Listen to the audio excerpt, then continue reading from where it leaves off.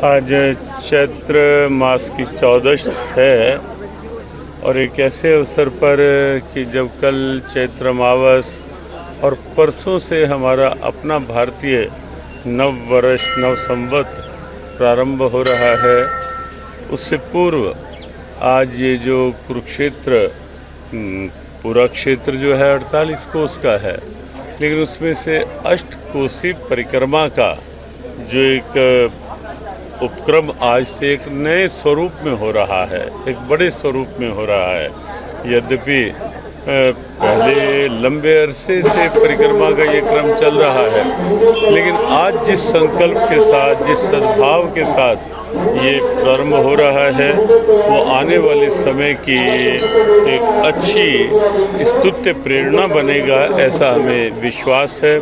भगवद गीता में अर्जुन ने भगवान की स्तुति करते हुए परिक्रमा के भाव को प्रकट किया था। नमः प्रस्तादत पृष्ठतस्ते नमोस्तुते सर्वत एव सर्व।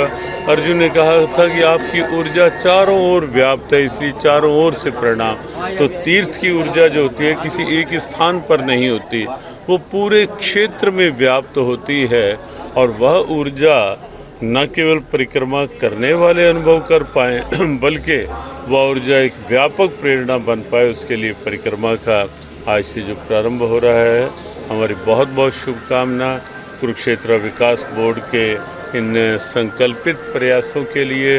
और जो भी परिक्रमार्थी आज एक भाव श्रद्धा से यहाँ परिक्रमा में निकल रहे हैं, सबके लिए बहुत बहुत शुभकामना। लोगों में काफ़ी उत्साह देखने को मिल रहा है, काफ़ी दूर दूर से लोग आ रहे हैं। ये निश्चित प्रसन्नता भी है और भविष्य के लिए कुरुक्षेत्र गौरव की दृष्टि से एक अच्छा संकेत भी है कि परिक्रमा के प्रति इतने वरिष्ठ जन, इतने हमारे प्रबुद्ध जन, वृद्ध जन जो परिक्रमा के लिए इतने उत्साह से आज निकले हैं और दिखाई दे रहे हैं, वो निश्चित युवाओं के लिए एक प्रेरणा है, भविष्य के लिए हमारे सनातन स्वाभिमान का एक अच्छा संकेत। जी, सबको प्रणाम मेरी तरफ से। और वैसे तो हमारा कुरुक्षेत्र विदेश में हर जगह पूरी दुनिया में मशहूर है, लेकिन इसके बारे में हमने बहुत सुना था, अष्टकोशी परिक्रमा के बारे में। और मतलब हम भी यहीं से लोकल ही हैं, तो हमें भी इच्छा हुई कि हम भी जाएं, मतलब भाव कुरुक्षेत्र के। और अर्जुन कृष्ण भगवान ने बोला था कि कुरुक्षेत्र की परिक्रमा के बारे में बहुत ज्यादा मतलब इसका महत्व है, इसलिए हमारी भी इच्छा हुई कि हम जाएं। ये हमारे साथ के सब शहर के बहुत पुरानी परंपरा चली आ रही है और इसका बहुत महत्व है, सबको ये करनी चाहिए और बहुत ज्यादा इसका पुण्य प्राप्त होता है। हमारे कुरुक्षेत्र में सभी आए और सभी देखें, सभी इसका अपना पुण्य ग्रहण करें। सारिका शर्मा। मेरे यात्रा कम से कम 45-40 यात्रा में कर चुका हूँ। अभी भी करने की इच्छा है, जब तक शरीर में प्राण होंगे मैं जरूर करूँगा। मैंने प्रण ले रखा है और आत्मा को बड़ी शांति मिलती है, बड़ा अच्छा सुकून मिलता है हमें काम करते हुए। ये धर्म का काम है। मैं तो कहता हूँ लोगों को खुद भी आगे आना चाहिए, नौजवानों को भी आगे आना चाहिए इस काम के लिए। कुछ समय से पहले जो है ना संख्या बहुत घट गई थी इसकी, लेकिन अब की बार जो है ना केडीबी वालों ने हमारा साथ दिया, बहुत अच्छा लगा। अब की बार संख्या में बहुत ज़्यादा इजाफा हो गया और मैं लोगों से यही प्रार्थना करूंगा कि आप लोग भी परिक्रमा में चलने की कोशिश करें और साथ चलें हमारे, और पुण्य का भाग्य बने। देखिए, अष्टकोशी यात्रा युगों युगों से चलती आई है और माँ सरस्वती के जितने भी घाट हैं उनके ऊपर, और जो सन्निध सरोवर का प्राचीन क्षेत्र है, यानी कि कुरु भूमि का जो प्राचीन क्षेत्र है, उसके क्षेत्र में जितने घाट पड़ते हैं उनके ऊपर सरस्वती से रिलेटेड और इन सभी मुख्य जितने घाट हैं उनसे रिलेटेड चलती रहती है, युगों से चलती है। लेकिन थोड़ा कम थी, कभी कम हो सकते हैं, कभी ज्यादा लोग जाते हैं।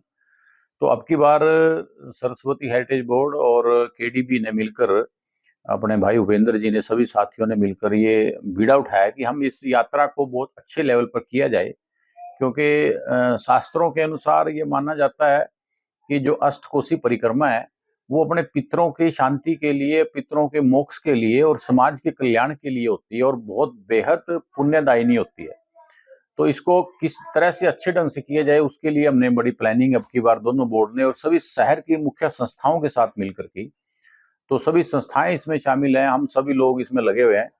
तो कल सुबह 4:30 बजे या 5 बजे के करीब नागकमल मंदिर से यह यात्रा माननीय स्वामी गीता मनीषी ज्ञानानंद जी शुभारंभ करेंगे, तो वहां से महंत विशाल दास जी और उनके जो जितने साधु संत उनके साथी हैं, उनके साथ उनके सहयोग से इस यात्रा को एक तरह से नॉन पॉलिटिकल, ये एक धार्मिक यात्रा है जिसमें सभी वर्गों के लोग शामिल होंगे। और कल शाम तक का ये 24 किलोमीटर का सफर है। नाभ कमल मंदिर से होते हुए ये सरस्वती के किनारे किनारे चिट्टा मंदिर, रंतुक यक्ष तक पीपली में आने के बाद फिर उसके बाद पलवल, पलवल से दयालपुर बाणगंगा, और बाणगंगा से फिर नरकातारी बाणगंगा जो है, और उसके बाद वापसी में शाम को 6 से 7 बजे के करीब नाभ कमल मंदिर में समापन इसका होगा। ये 8 अष्टकोशी विद्वानों ने कहा है और ये 24 किलोमीटर का क्षेत्र पड़ता है। तो कल हम ये यात्रा करने जा रहे हैं। अब इसमें मैंने सबसे आग्रह भी किया है कि सभी लोग अपने परिवार सहित इसमें शामिल हों। कितने लोग आते हैं वो सर ये यात्रा बस द्वारा की गई कैसे, किस वाहन नहीं, ये पद यात्रा है। पद यात्रा है? अष्टकोशी जो है वो पद यात्रा ही है। 24 किलोमीटर हम पैदल चलेंगे, तो और सभी घाटों का वर्णन भी है दिखाया गया, और विद्वानों ने और सभी शास्त्रों ने बताया भी है कि किस घाट पर क्या। अब जैसे बीच में हमारा स्थानेश्वर महादेव का मंदिर है, वहां पर जल चढ़ाने का पुण्य प्राप्ति होती है। उसके बाद बीच बीच में रंतुक यक्ष है, सरस्वती मंदिर है खेड़ी मारकंडा में, कुबेर मंदिर है, कुबेर तीर्थ है। हर तीर्थ का अलग अलग दान का भी एक भाव है। तो पूरा हर एक शास्त्रों में वर्णन है, तो उसको विधि विधान से अब की बार हम करने जा रहे हैं। अब माँ सरस्वती इसको संपूर्ण करेंगी, ऐसी मेरी मनोकामना है।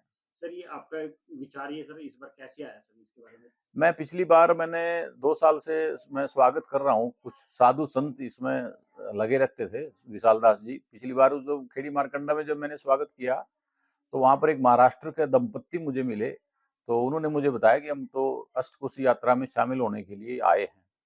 तो बड़ा अच्छा लगा। तो मैंने कहा जब बाहर से लोग आते हैं तो यहाँ के लोग क्यों नहीं। तो इस प्रयास को फिर हमने उपेंद्र जी से, केडीबी के जो हमारे मानद सचिव हैं, उनसे बात की, तो उन्होंने कहा कि हम सब मिलजुल कर इसको करेंगे। एक धार्मिक कार्यक्रम है, तो एक ऐसी प्रथा है, एक ऐसी परंपरा है युगों युगों से जो चलती आई है। महाभारत काल में भी इसका वर्णन आता है, महाभारत के वन पर्व में।